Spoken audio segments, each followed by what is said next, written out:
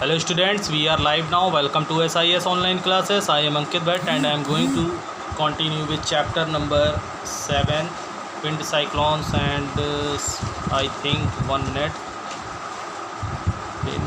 Question number chapter 8, wind storms and cyclones. Okay, so students, I have to discuss what is cyclone. Okay, today's topic is formations of cyclones. Okay, so let's start. The formation of a cyclone depends on the speed and directions of the wind, temperature and humidity.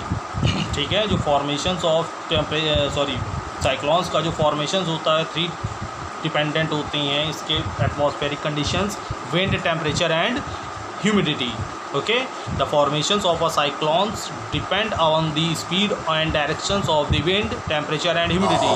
A cyclone is formed as a result of क्या क्या result होते हैं cyclones formed होने के? Difference in the temperature of 2 regions and leads to the generations of low pressure.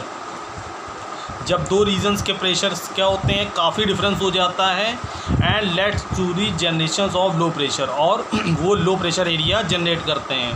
Okay, the air in the high temperature region becomes warm. High temperature regions की air क्या होती है, warm हो जाती है, and rises up और and upward side move कर जाती है. Okay, the gap in low pressure area is filled by cold rushing. जो इस लो प्रेशर एरियाज़ को जो एयर की प्लेस है उसको फिल करने के लिए कोल्ड एयर जब ओशन से या लैंड से ओशन की ओर जब मूव करती हैं, in form the surrounding areas. इस एरिया में, ठीक है, उस कंडीशंस पे राइज ऑकर्स होगा. When the warm air rises it cools condenses and forms clouds. ठीक है, जब वार्म एयर राइज होगी, इट कूल्स, और जब ठंडी होगी with condensation process and forms clouds, और क्लाउड्स को फॉर्म करेंगी. When the water vapour in the clouds turns into rain drops.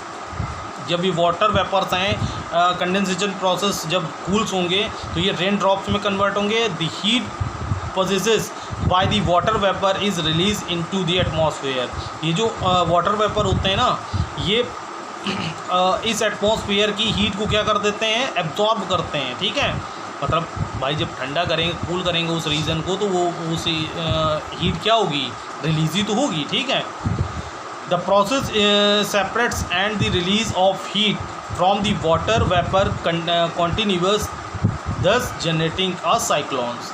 ठीक है, और जब ये जो प्रोसेस होता है repeats and the release of heat, जब ये प्रोसेस रिपीट होगा और हीट फिर से रिलीज़ होगी from the water vapour continuous, जब वाटर वेपर कॉन्टिन्यूअस अर्थ पर आता रहेगा, 10 जनरेशंस जनरेटिंग आ साइक्लोन, और जब तब क्या होगा, एक साइक्लोन जनरेट होगा. ओके, सो आई रिपीट, बहुत इंपॉर्टेंट टॉपिक है.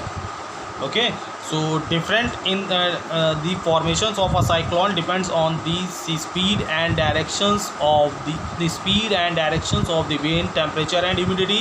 A cyclone is formed as a result of difference in the temperature of 2 regions and leads to the generations of low pressure. The air in the high temperature region become warm and rise up. The gap in the low pressure area is filled by cold air rushing in the form of surrounding areas. When the warm air rises, it cools, condenses and forms clouds. When the water vapor in the clouds turns into raindrops, the heat possessed by the water vapor is released to the atmosphere. The process repeats and release of heat from the water vapor continues, thus generating a cyclone. Okay, सो आज बेटा छोटा ही सा थोड़ा video बना रहे हैं, net problem कर रहा है. सो bye, take care.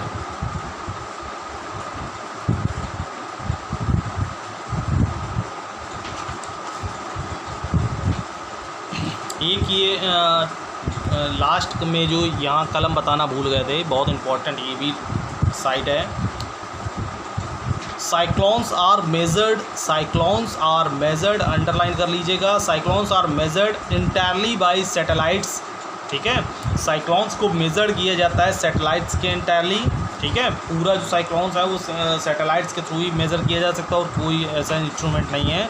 On which sensors are mounted, जब उसके सेंसर क्या होते हैं, माउंटेड वर्क करते हैं। For example microwave sensors are used from space of the atmosphere to measure wind speed. जो माइक्रोवेव्स होती हैं सेंसर्स की, आर यूज्ड फ्रॉम स्पेस, उनको स्पेस में यूज़ किया जाता है ऑफ द एटमॉस्फेयर। जो स्पेस होता है एटमॉस्फेयर में, उसमें माइक्रोवेव सेंसर्स का यूज़ किया जाता है to measure wind speed, heat etcetera. ठीक है, विंड स्पीड और हीट को मेज़र करने के लिए। ओके, सो आज का टॉपिक यहीं ख़त्म करते हैं। 5 से ऊपर वीडियो हो चुका है, 6 होने जा रहा है। सो बाय, टेक केयर।